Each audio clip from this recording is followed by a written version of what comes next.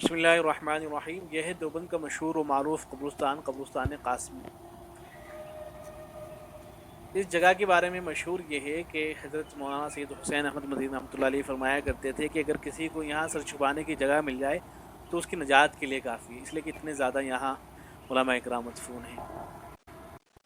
جتنی بھی قبریں ہیں وہ سب کی سب کچی ہیں، البتہ قبروں کے اوپر بعض علماء کی قبروں پر، سب کی نہیں، کتبے لگائے گئے ہیں۔ یہ جو جگہ ہے اس کے بارے میں مشہور یہ ہے کہ جب حضرت مولانا قاسم نانوتوی رحمۃ اللہ علیہ کا انتقال ہوا، ان کو یہاں دفن کیا گیا، تو دیوبند کے اندر ایک حکیم رہتے تھے، حکیم مشتاق، انہوں نے اس جگہ کو لے کر حضرت کے خانوادے کے لیے وقف کر دیا تھا، لیکن حضرت کا جو خانوادہ ہے انہوں نے اسے اپنے لیے خاص نہیں رکھا، بلکہ دوسروں کو بھی یہاں دفن ہونے کی اجازت محمد فرمائی۔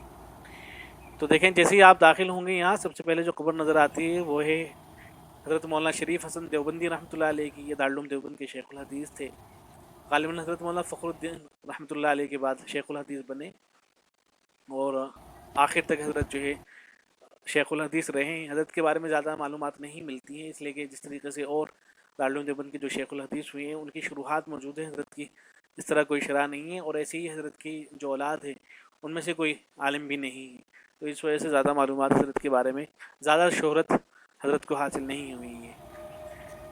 تھوڑا سا آگے چلیں گے تو آپ کو قبر نظر آئے گی حضرت مولانا وحید الزما کیرانوی رحمۃ اللہ علیہ کی۔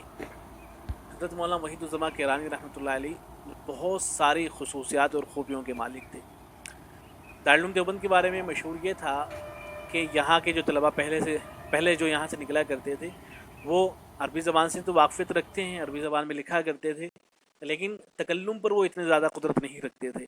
لیکن جب سے حضرت مولانا وحید الزما کیرانوی رحمۃ اللہ علیہ تشریف لائے تو اس کے بعد نہ صرف طلباء تکلم پہ قادر ہوئے، بلکہ شاید ہی کوئی میدان عربی کا ایسا رہا ہو جہاں حضرت کے شاگردوں نے خدمات انجام نہ دی۔ تو حضرت مولانا نے عربی زبان کے اندر بہت سی کتابیں لکھی، لغات لکھی ہیں حضرت نے، القاموس الوحید، القاموس الجدید، اس طرح کی جو لغات ہیں وہ بہت زیادہ شہرت رکھتی ہیں، اور کتابیں القراۃ الواضحہ وغیرہ یہ شہرت رکھتی ہیں حضرت کی۔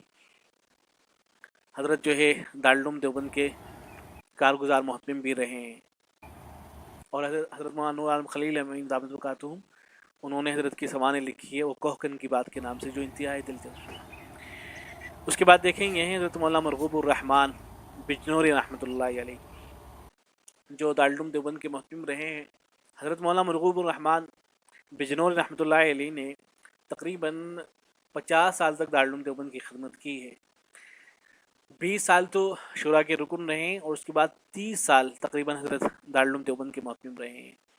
حضرت انتہائی سادہ شخصیت کے مالک تھے۔ حضرت کے بارے میں حضرت مفتی سعید پانل پوری رحمۃ اللہ علیہ یہ فرمایا کرتے تھے کہ ایسا بہت کم ہوتا ہے کہ ایک ہی شخص کے اندر دو متضاد صفتیں جمع ہو جائیں، لیکن حضرت کے اندر دو متضاد صفتیں تھیں، وہ ایک ہی وقت میں وہ انتہائی سخی بھی تھے، اور ایک ہی وقت میں وہ انتہائی بخل سے کام بھی لیا کرتے تھے۔ وہ اس طرح سے کہ جب اپنا پیسہ خرچ کرنے کی بات آتی تھی تو انتہائی سخاوت سے کام لیا کرتے تھے، بہت زیادہ اس کو خرچ کیا کرتے تھے، لیکن جب دارالعلوم دیوبند کا پیسہ خرچ کرنے کی بات آتی تھی تو انتہائی احتیاط کے ساتھ حضرت قدم اٹھایا کرتے تھے۔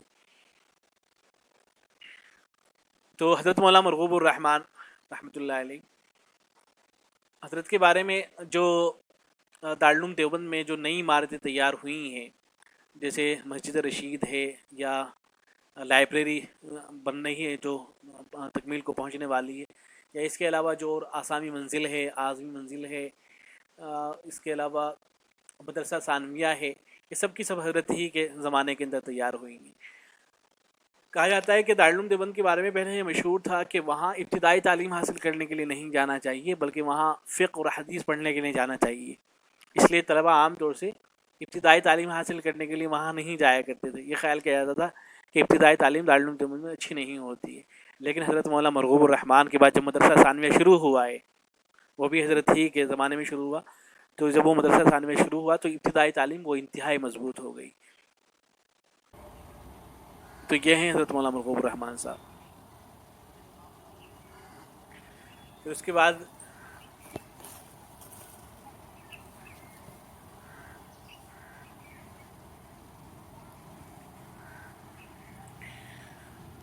یہ حضرت مولانا خورشید عالم صاحب ہیں،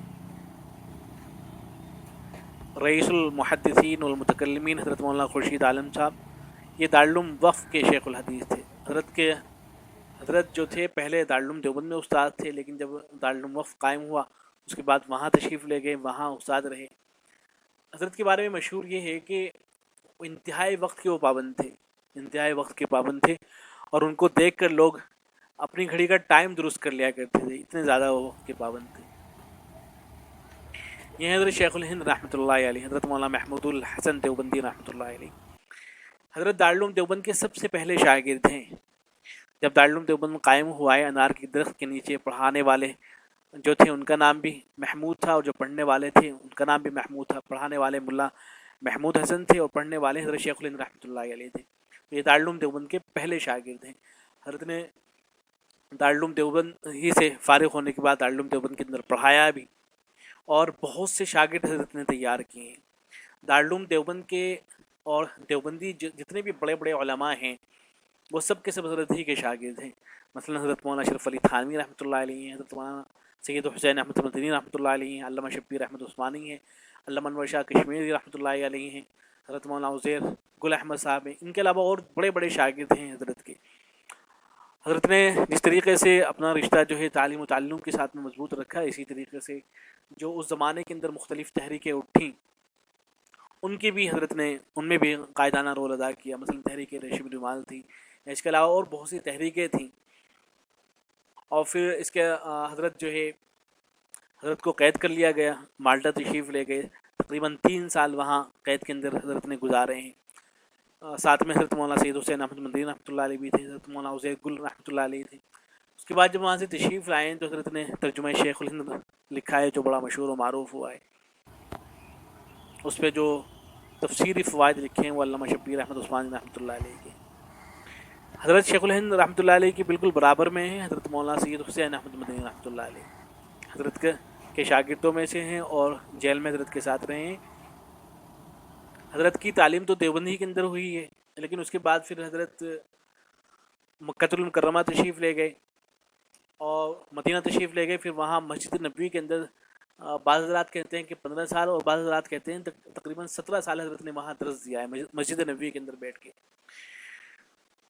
तो ये जो दर्स हज़रत दिया करते थे वो उसे इतनी ज़्यादा शोहरत हासिल हुई कि वहाँ जो दूसरे और मशाइख थे जो दर्स दिया करते थे उन सब से ज़्यादा हज़रत के दर्स को शोहरत हासिल रही है। उसके बाद फिर लौट के हिंदुस्तान तशरीफ़ लाए। देवबंद में हज़रत ने देवबंद में शेखुल हदीस रहे, वहाँ पढ़ाया है हज़रत ने।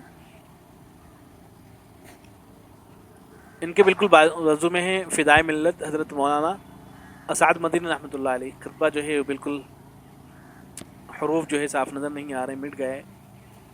हज़रत की भी बहुत सी खिदमात हैं, हिंदुस्तानी जो मुसलमान हैं उनके हवाले से बड़ी खिदमात हैं हज़रत मौलाना सैयद असद मदनी रहमतुल्लाहि अलैहि की। फिर ये देखें, ये जो बड़ा सा कतबा नज़र आ रहा है यहाँ मज़ार कासिमी के अंदर, सबसे बड़ा कतबा यही है। ये हुज्जतुल्लाह फिल अर्द हज़रत मौलाना कासिम नानूतवी रहमतुल्लाहि अलैहि। इंतहाई सादा शख्सियत के मालिक थे, दारुल देवबंद के बानी ही हज़रत। उनको देख के नहीं लगता था कि कोई बहुत बड़ी शख्सियत है। इंतहाई सादा रहा करते थे, लेकिन जब गुफ्तगू किया करते थे, तकरीर किया करते थे, हज़रत के बहुत से मुनाज़िर हुए हैं पंडितों के साथ में, ईसाई पादरियों के साथ में। तो जब पंडितों के साथ में मुनाज़रा हुआ करता था तो हज़रत जब गुफ्तगू फरमाया करते थे तो पंडित ये कहा करते थे कि इस शख्स की ज़बान से खुदा बोलता है। तो इंतहाई साहिब इल्म शख्सियत थी हज़रत मौलाना कासिम नानूतवी रहमतुल्लाह अलैह। हज़रत की बहुत सी किताबें भी हैं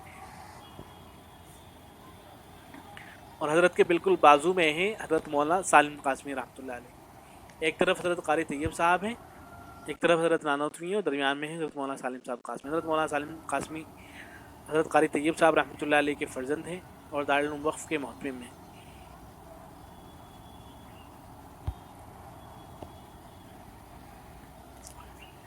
और ये हैं हज़रत हकीमुल इस्लाम हज़रत मौलाना कारी तैयब साहब रहमतुल्लाह अलैह, दारुल देवबंद के मोहतमिम। तकरीबन 50 साल हज़रत दारुल देवबंद के मोहतमिम रहे हैं और all India Muslim personal law board के बानी भी हैं और उसके सदर भी हज़रत थे।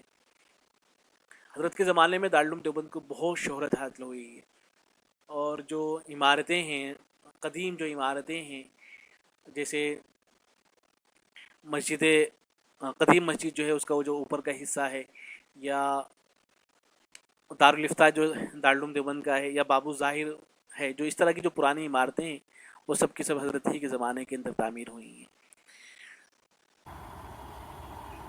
حضرت بہت سی کتابیں میں تحریر فرمائی ہیں حضرت نے، اور حضرت کے جو بیانات ہیں وہ بہت زیادہ ان کو مقبولیت حاصل ہوئی ہے۔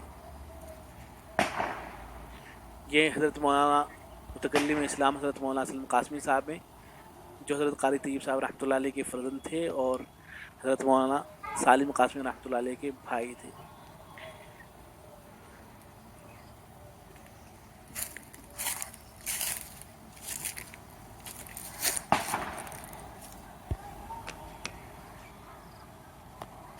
تو بہرحال بہت سی شخصیتیں یہاں مدفون ہیں۔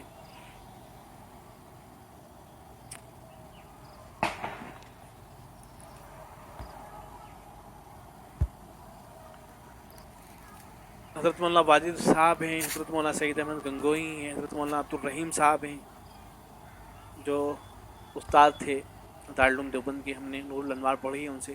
حضرت مولانا جمیل سکروڑوی ہیں، حضرت مولانا ابراہیم پلیاوی رحمۃ اللہ علیہ، حضرت مولانا اعزاز علی جو شیخ الادب کہلاتے تھے دارالعلوم دیوبند کے، وہ موجود ہیں یہاں۔ حضرت مولانا سید حمید الدین ہیں، حضرت مولانا سید مبارک علی ہیں، مفتی فضیل ہلال عثمانی ہیں، حضرت مولانا نصیر احمد خان صاحب ہیں جو دارالعلوم دیوبند کے شیخ الحدیث تھے، حضرت مولانا مفتی سعید احمد پالنپور رحمۃ اللہ علیہ سے پہلے، حضرت مولانا غلام رسول خاموش رحمۃ اللہ علیہ۔ تو بہت بڑی شخصیات یہاں مدفون ہیں، اس لیے حضرت یہ فرمایا کرتے تھے کہ اگر کسی شخص کو یہاں سر چھپانے کی جگہ مل جائے تو اس کی نجات کے لیے کافی ہے۔